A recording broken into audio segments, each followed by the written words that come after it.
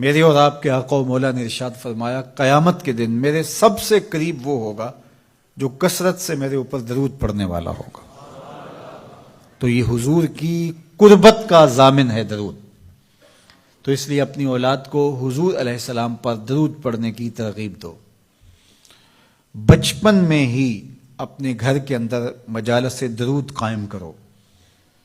روزانہ کی بنیاد پہ ہو تو بہت اچھا، نہیں تو ہر 8 دن کے بعد ایک دن ضرور متعین کر لیا جائے.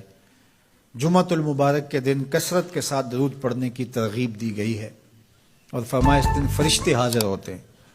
تو حضرت ابو درداء رضی اللہ تعالی عنہ نے عرض کی یا رسول اللہ صلی اللہ علیہ وسلم، آپ کی حیات طیبہ میں تو ٹھیک ہے، لیکن جب آپ انتقال کر جائیں تو کیا اس کے بعد بھی یہ عمل جاری رکھا جائے؟ ابن ماجہ میں یہ روایت موجود ہے.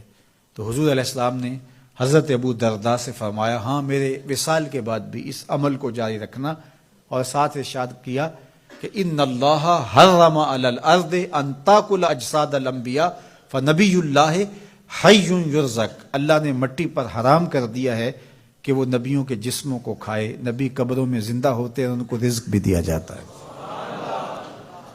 تو کہا کہ یہ میرے بعد بھی میرے اوپر درود کے سلسلے کو جاری رکھنا. تو ایک مومن تو درود کے ساتھ جڑا ہوا ہے، وہ تو درود کے بغیر دن گزار ہی نہیں سکتا. الگ سے نہ بھی پڑھے تو اس کو نماز کے اندر درود پڑھنا ہی ہوتا ہے. درود ابراہیمی تو نماز کا حصہ بنا دیا گیا اور اس کو کثرت کے ساتھ درود پڑھنے کی ترغیب دی گئی. تو درود ایک ایسا وظیفہ ہے کہ جو اپنی زندگی میں جتنا زیادہ شامل کر سکتے ہو اتنا زیادہ شامل کر لو. ویسے بھی درود پڑھنے سے بچوں میں تقدس پیدا ہوتا ہے. بچے پاک دامن رہیں، عفت مآب رہیں، ان کی طبع میں تقدس رہے. آپ چاہتے ہیں، ہر ماں باپ چاہتا ہے. اور پھر دور موجود کے اندر جو فتنے ہیں تو بہت ضروری ہے کہ ہماری اولادیں تقدس مآب رہیں. تو ان کو درود کی ترغیب دو تو اس کا عملی نتیجہ یہی ہوگا کہ ان میں تقدس کا جوہر پیدا ہوگا اور ان کی عصمت کی حفاظت رہے گی. اور درود شریف پڑھنے والے بچے اور درود شریف نہ پڑھنے والے بچے دونوں کی عادات میں فرق ہوتا ہے. درود پڑھنے والوں کی طبع میں رقت، لطافت، نرمی، محبت، شفقت جیسے جذبات پیدا ہوتے ہیں. یہ درود شریف کا عملی نتیجہ ہے.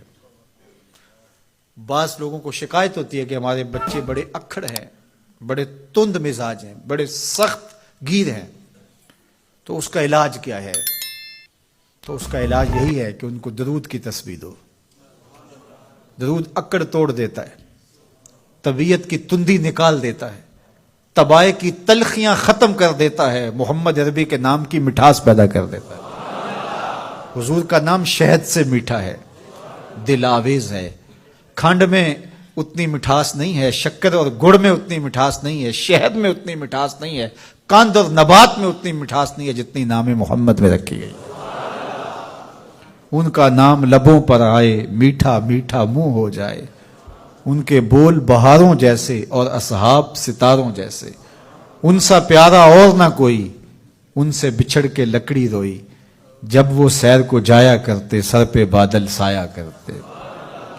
میرے شہر کے ایک پنجابی شاعر ہیں، انہوں نے تو قلم ہی توڑ دیا نا. تینوں سینے دی میں ٹھنڈ آکھاں، اگر آپ کا ذوق ہو تو.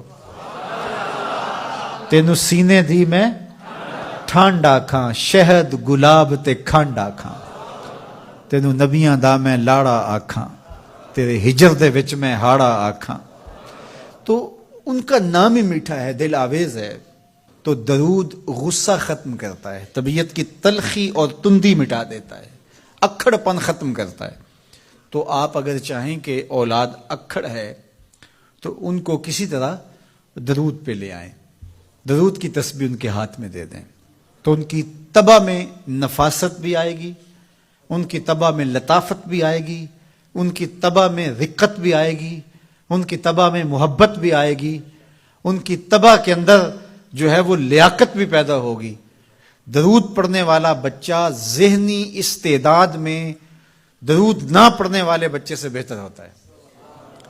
یہ بھی آپ تجربہ کر کے دیکھ لیں، دو بچے برابر ذہنی استعداد رکھتے ہوں اور ان میں سے ایک بچہ درود پڑھتا ہو اور ایک درود نہ پڑھتا ہو تو درود پڑھنے والا بچہ آگے ہوگا۔ یہ درود کی برکتیں ہیں، یہ درود کی رحمتیں ہیں۔ تو درود کثرت سے پڑھنا اپنی اولاد کو سکھائیں گے۔ ہفتہ روزہ آپ محافل کا گھر میں انعقاد کر لیجئے اور اس میں صرف درود شریف پڑھ لیجئے، تو انشاءاللہ اس سے آپ دیکھیں گے کہ اولاد کو اس کا فرق پڑتا ہے۔ یہ تربیت کا ایک آسان نسخہ ہے اور یہ وہ وظیفہ ہے جس سے تھکن نہیں ہوتی، یہ وہ وظیفہ ہے جس سے طبیعت میں تلخی نہیں آتی۔ کہتے ہیں وظیفہ میں نے پڑھا ہے تو وظیفہ پڑھتے پڑھتے میری طبیعت میں یہ ہو گیا ہے، وہ بات کہتے ہیں وظیفہ الٹ پڑ گیا ہے۔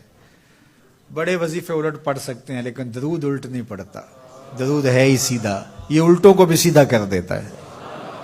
تو درود پڑھیں اور یہ منہ بھی میٹھا رکھے گا، یہ دل بھی ٹھنڈا رکھے گا، یہ دنیا بھی ٹھنڈی رکھے گا اور آخرت بھی ٹھنڈی کر دے گا۔